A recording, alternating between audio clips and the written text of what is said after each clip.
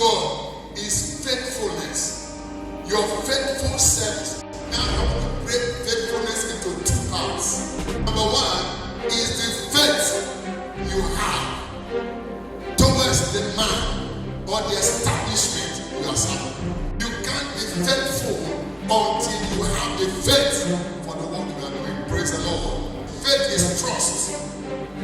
Faith is what? You can't serve something you don't trust. So when you say you are serving, if you are serving a man, you trust the man. If you are serving a woman, you trust the woman. The faith itself means you trust. Number two, faith equally means dependence. Dependence, reliance. You are depending on the person you are serving. You are relying on the person you are serving. So when you hear faith, faith means trust. Faith means dependence. Faith means reliance. You are relying on the person.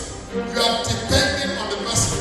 You are trusting in the person. Faith equally means submission.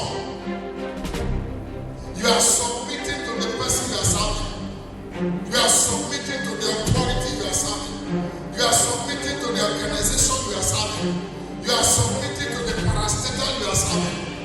That is why if the parastatal fix a time, because of your submission, you have to appear there at the time scheduled. So you can't be serving and not trusting.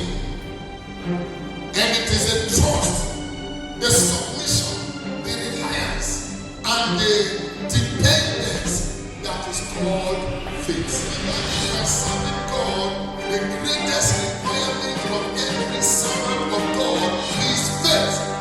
Remember, but without faith, it is impossible to please God.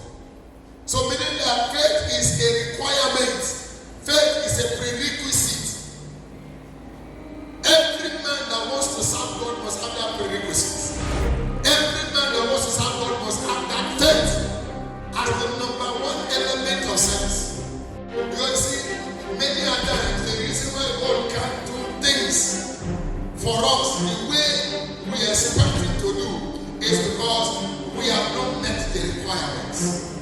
He said it is required of every steward that they be faithful. It's a requirement. And how many of you know when you are seeking for employment and there are criteria to employ you, and if you don't meet up the criteria of that employment, will they give you the employment? If you are not exceptional in your field and there is a laid down requirement, you must meet that requirement. Just that our time, the certificates that are brought to the table as requirements sometimes does not meet what the person presents. Or maybe you don't understand. The certificate is first class, but the person is first and third class. I told you I think some time ago of my daughter who was supposed to go to a camp meeting with a campus Christian fellowship.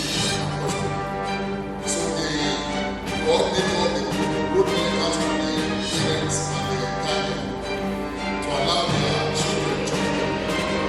When the letter got to me, I read it. And I was so disappointed. And I asked my daughter, who wrote this letter? He said it was the coordinator of the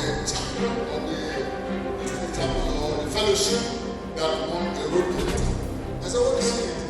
He said, she's reading English in the University of Lagos. English. If you read the letter, you will be shocked. So I said, you're not reading. I said, call your coordinator to call me. I said, call me. I said, did you ever read the letter before you sent it? He said, I was in the hurry. So I said, it's not about me in the hurry. The letter you typed.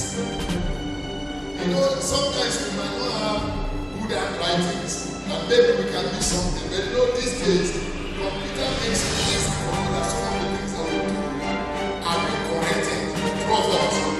So even if you're major errors, and they say we're in the order, something is wrong with you. And that is the way we see our society today. They have not been able to meet up with the requirements, but their certificates are the required ones. I don't know whether you understand what I'm saying. You are presenting a certificate that you cannot defend. It means you have not met the requirements. So we can't come to the presence of God, serving God deceitfully, thinking that because we are present at every meeting in the service, God will do what He promises to do. It's not possible. The benefits of services from God is first faithfulness. And faithfulness begins with your faith in the man you are serving.